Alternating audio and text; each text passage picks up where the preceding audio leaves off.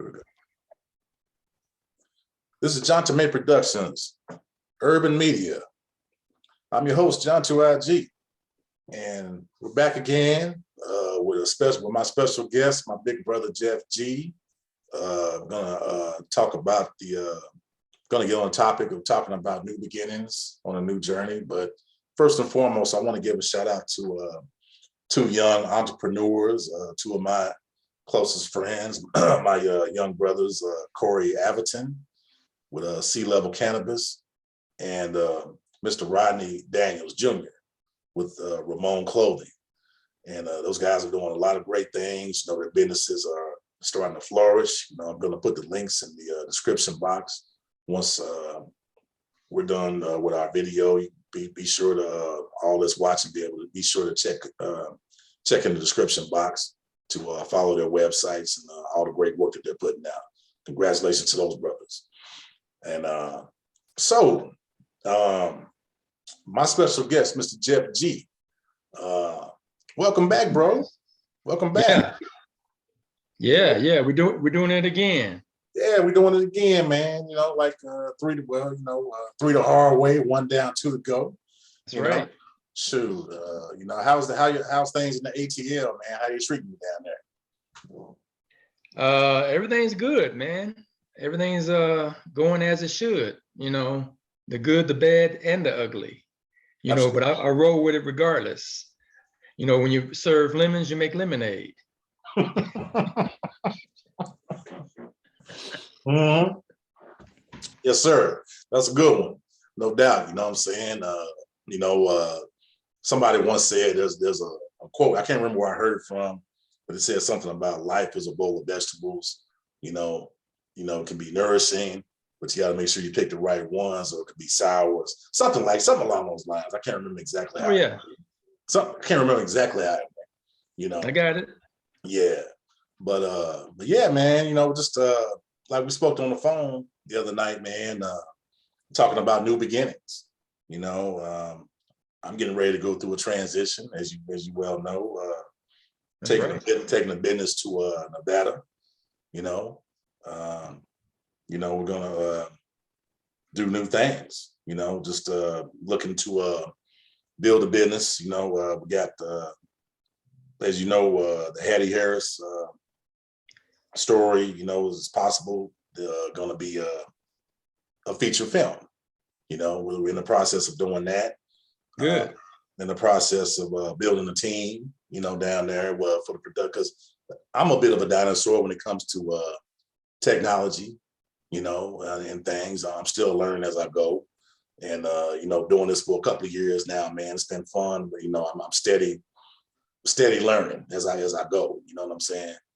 And but yeah, man, I just kind of wanted to touch bases with you again, get you back on here, and just kind of, you know, get your takes on because I know you made a transition to the ATL.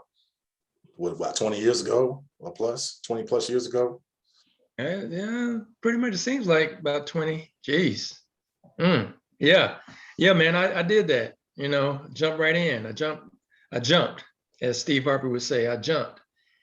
And like I said, it's been an interesting ride so far. Right. And, you know, there's more adventures to come, you know. But like I said, the environment, the atmosphere here is good, you know, and people, you know that because, you know, you got it's affluent in a lot of areas, you know, especially with our people. You know, we're doing some things positive, you know, and it's a good place to be. It's a good place to be, man, to, you know, jumpstart your own, you know, legacy. Absolutely. So that's what I plan on doing. Absolutely. You know, there's a scripture in the Bible that talks about a prophet not being honored in his hometown or something along those lines. I can't remember which scripture that is, but I understand. I have a better understanding of it now. You know, you have to get away, you know, from your surroundings, you know, things, because people that you like, maybe that know you, even family for the most part, you know what I'm saying? Our situation is different, but I'm talking about, like, you know, just people that you were raised around. It's not going to appreciate the things that you're trying to do, the struggles that you're trying to make. It's kind of like they're not going to take it as seriously as you are, and sometimes a stranger will embrace, and will embrace, what I'm saying, your ideas and your talent more so than the people that you've been around. It's very rare that you've been blessed, man, to still have friends that you went to school with, that's around, that still have relationships with, like had that camaraderie with. That's a rarity these days. And Yes, it is. yeah, it's a rarity, man. Of course, you're a little bit older than me. There was a different time. Can you like maybe give some intake? Because if I'm not mistaken, you and Sis went to segregated schools back in the day before busing and all that. Well, I can't go back too far because I don't remember a whole lot, but for the best of my memory, I can say, yeah, but we're kind of like on the cusp of things being integrated and, versus segregated, because I didn't experience anything, that was shocking or anything like that the whole time that I was in school or, elementary school or whatever. So like I said, we kind of got in on the tail end of that whole transition from, being integrated and segregated, dynamics. But, it's hey man, it is what it is and it was what it was, Yeah. A lot of things that, like we just discussed about, the lyrics that I just emailed you today regarding Three the Hard Way. The lyrics kind of had a lot to say about what was going on then, and a lot of things was going on back then are still going on today. Those lyrics can support issues that's going on right now. So, same thing, with the whole school system and everything and all that, things like that. We're still dealing with a lot of, negativity and hatred and things like that. People shooting classmates and stuff like that. In fact, that kind of thing never happened when I was in school. I was about to say, yeah, that never happened. Never happened. Yeah, that never happened. So, but in its own way, there was some, issues that popped up from time to time, in the classrooms, but not like, people going in and shooting up their classmates and faculty. Yeah. Oh man, that was unheard of. I mean, but then there was a little bit more. Things were a little bit more uniformed back then. We had prayer in school. Somebody said a prayer over the intercom. Every day. That's right. Guns wasn't so readily available back then. To kids. And by the way, for all those who are watching, my brother is making reference to Three the Hard Way. It's a 1974 film starring Jim Brown, Fred Williamson, and the late Jim Kelly. Action adventure films, action classic. I don't like using that word blaxploitation, but it came out during that period. You should check it out. It's a great watch. But he's referring to the lyrics of the theme song, which is more relevant now than it ever was. And that does go back to the camaraderie back then. Even like in the first stages of integration, it was kind of like, okay, this is new. Because I think my generation was like the first to really like integrate, like, be in the same classrooms and things of that nature, ride the same buses and, so it was a little bit, it was a little different, but, and then there was a mutual level of respect back then, people wasn't as sensitive either, now it's like, damn, man, you can get canceled just for anything, it's just, it's just kind of like, hey man, if you have a disagreement, let's sit down and discuss it. Let's try to work it out. Let's try to figure it out. Everything doesn't have to resort to, doesn't have to have an end result of, I don't like you, you're canceled or whatever. That's ridiculous, man. I don't understand that, Yeah. Yeah. Well, a lot of times people tend to, you know, take things, and make it more of an issue than what it really is, or react more intensely than they really have to, So that's what we got going on in terms of social media. I can't help but bring up, Facebook. I think I had this discussion with you before. You can post a video of two puppies playing with a red ball in the backyard, and you're going to get some people that's going to have some negative comments about that video. I guarantee you, they're going to have something negative to say about two puppies playing with a red ball in the backyard.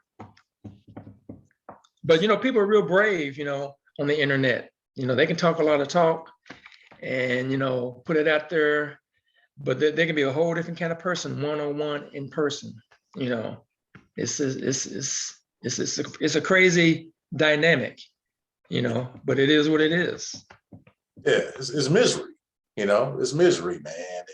I don't know, man. Social media has been a blessing or a curse. I did a paper about it several years ago when I was in college, talking about social media when it was still kind of fairly new. And I don't know. I mean, there's a lot of good things you can do with it. I mean, it's kind of like that parable with Superman. You have with great power comes great responsibility. And I just think because I have a friend who's very near and dear to me has been going through some depressions going through a depression about personal family stuff, and I just told her, baby girl, tap into your creativity. Take that energy and do something creative. Yeah. You may bless someone.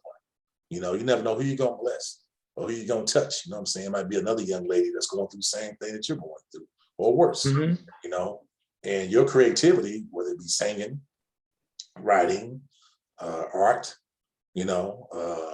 whatever that is, you know what I'm saying? Or just be getting up here, just getting on social media and just talking, having a conversation with someone, positive conversation. It ain't got to be nothing negative, but I think a lot of times, I notice with a lot of in our group as Black folks, we embrace negativity as opposed to positivity.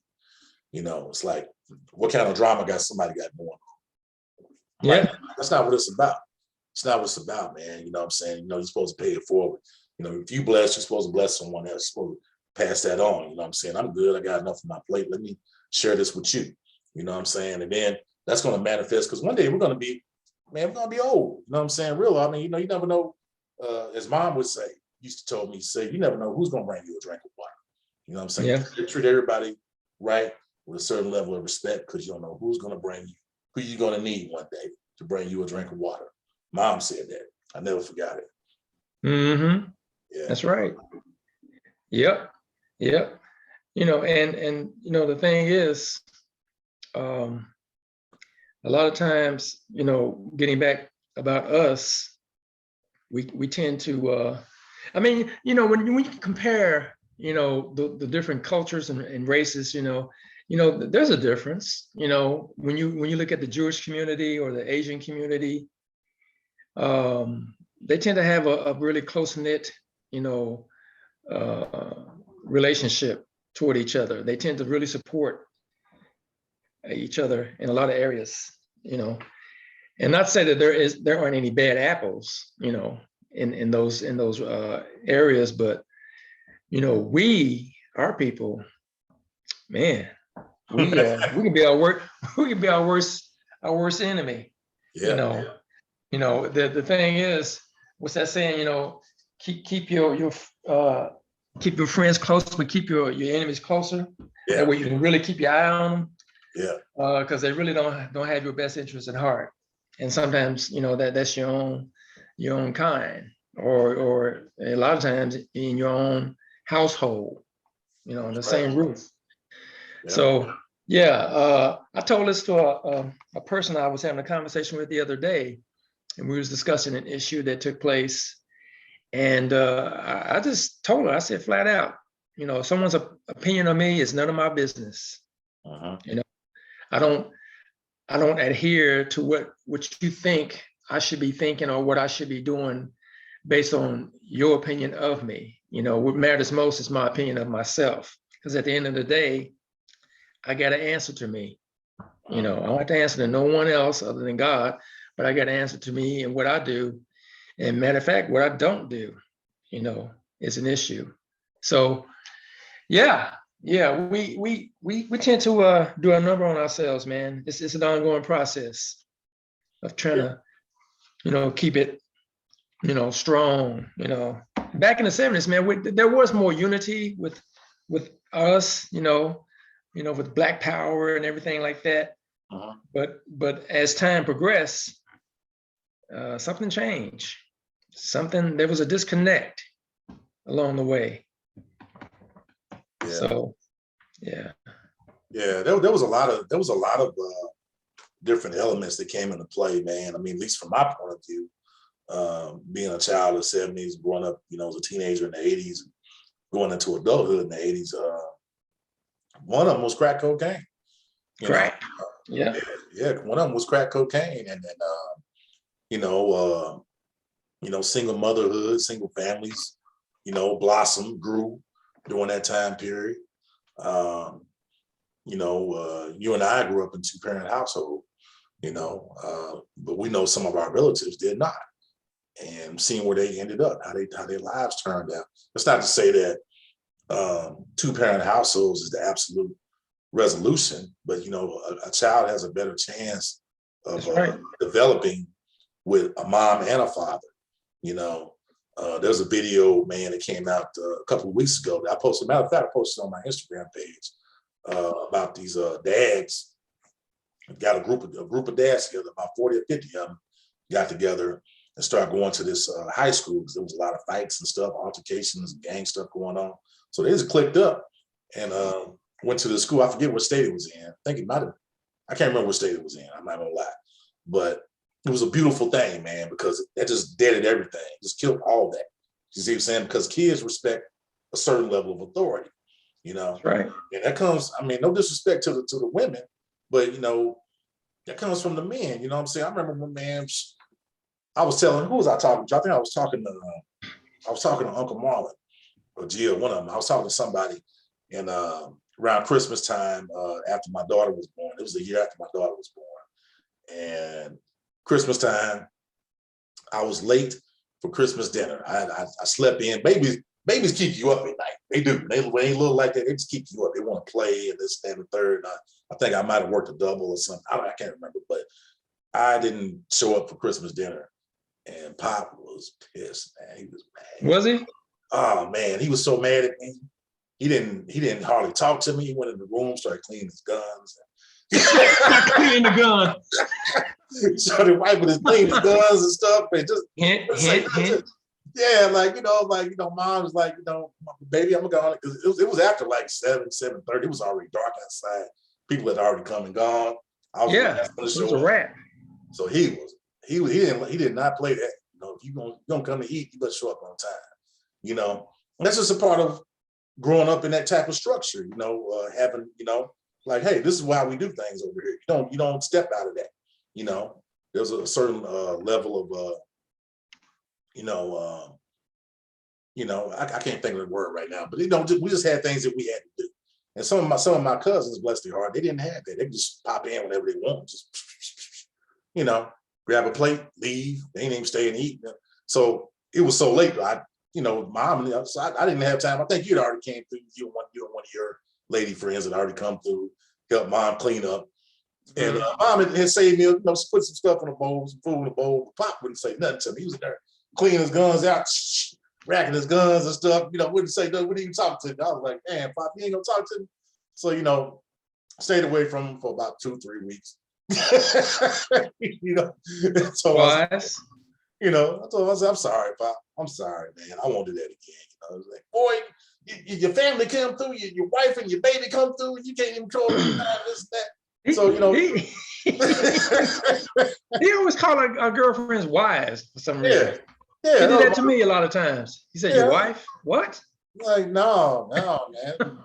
Baby mama, you know, and see, back in that day, though, you married the woman that you know, had a kid with, you know, which is the correct way of doing things according to the Bible. You know what I'm saying? You know, it's but that would eliminate a lot of things. And they took prayer out of school. You know, they took a lot of things out of school, man. They took, you know, SWATs out of school. We used to get SWATs. We got out of pocket. They take you in the principal's office, man, and, you know, beat your ass. You know what I'm saying? You know, a lot of things. You know, they don't do that now. You know, and then you see a lot of these youngsters running. You know, they can't express themselves the way they want, and it tends to go in a negative direction. You know, they're getting all the information from social media, a lot of bad information. There's a lot of good information out there too, but there's more bad information, a lot of negative information, and they can't differentiate the two. You know, it all comes down to good parenting, man. Come down to good parenting. You know. Yeah, that's the big belly of it, as far as, you know, how to get the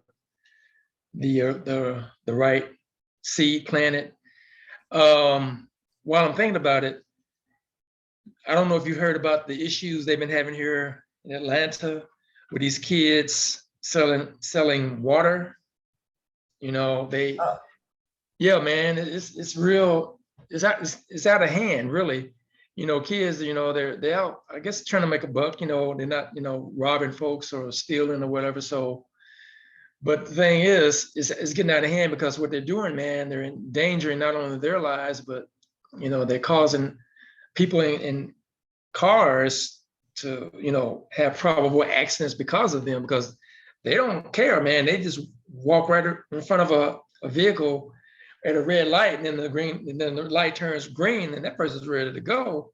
And that little kid has got his head almost in the person's vehicle trying to sell a bottle of water. Anyway, there was a shooting, an incident. A kid got killed because one kid was having an issue with the other guy who was trying to sell his water. Anyway, the guy took out a gun and shot the kid and killed him, you know, over that. And so, yeah, man, it's on my way home from work today. You know, they didn't have the water bottles because they're trying to ban that now. Now they're resorting to selling T-shirts, you know.